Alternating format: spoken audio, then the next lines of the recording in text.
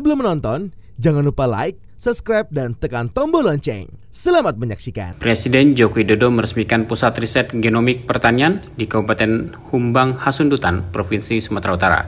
Dalam sambutannya, Kepala Negara mengapresiasi peresmian tersebut sebagai bagian dari upaya meningkatkan produktivitas pertanian nasional di tengah tantangan perubahan iklim global yang semakin nyata. Presiden Jokowi mengatakan bahwa saat ini dampak perubahan iklim terhadap produksi pangan dunia semakin sulit diprediksi, serta ancaman krisis pangan yang mengintai banyak negara. Ia menjelaskan bahwa ketidakpastian cuaca seperti sulitnya memprediksi periode panas dan hujan, menyebabkan penurunan produksi pangan di banyak negara termasuk Indonesia.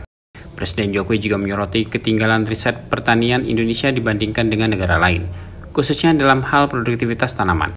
Ia mencatat bahwa produksi kopi Indonesia per hektar masih di kisaran 2-2,3 ton, sementara negara lain sudah mencapai 8-9 ton per hektar. Melalui Pusat Riset Genomik Pertanian ini, Presiden berharap riset pertanian Indonesia dapat lebih maju, khususnya dalam pengembangan benih unggul untuk berbagai komoditas. Presiden Jokowi juga membuka pintu bagi kerjasama dengan pihak maupun negara manapun demi memperoleh benih dan bibit unggul yang dapat meningkatkan produktivitas pertanian Indonesia. Perubahan iklim sekarang ini nyata kita rasakan, dan dampaknya tidak hanya berkaitan dengan udara panas di semua negara sekarang ini, tetapi juga produksi pangan dunia menjadi turun. Karena perubahan cuaca yang tidak jelas, perubahan iklim yang tidak pasti, panasnya berapa bulan, hujannya berapa bulan, sulit sekarang ini diprediksi dan dihitung. Sehingga menyebabkan produksi pangan di semua negara, hampir semua negara turun. Dan ketakutan dunia adalah nantinya terjadi krisis pangan.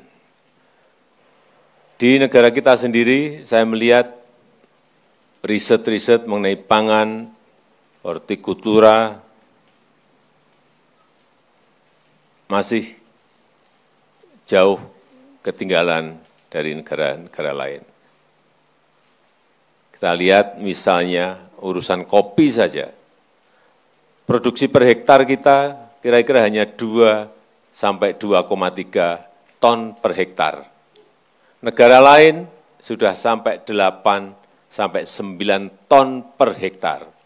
Artinya bibit, benih, unggul yang kita miliki kalah dengan mereka. Padi juga sama, kita masih per hektarnya 5,2 ton. Negara lain sudah sampai di atas 7.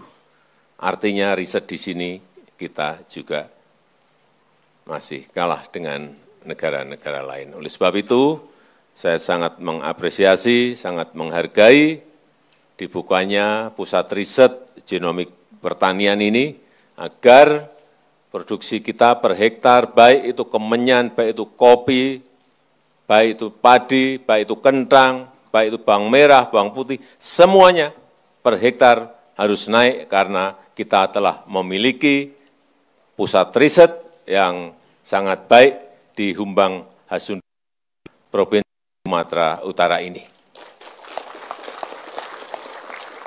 Kerjasama dengan siapapun silakan. Dengan negara manapun silakan.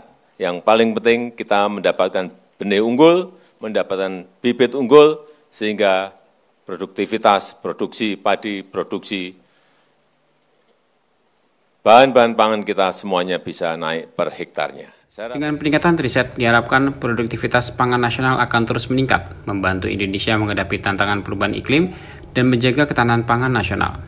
Peresmian ini juga menjadi tonggak penting dalam upaya Indonesia menggenjot hasil pertanian dan menghadapi krisis pangan global yang kian mengancam.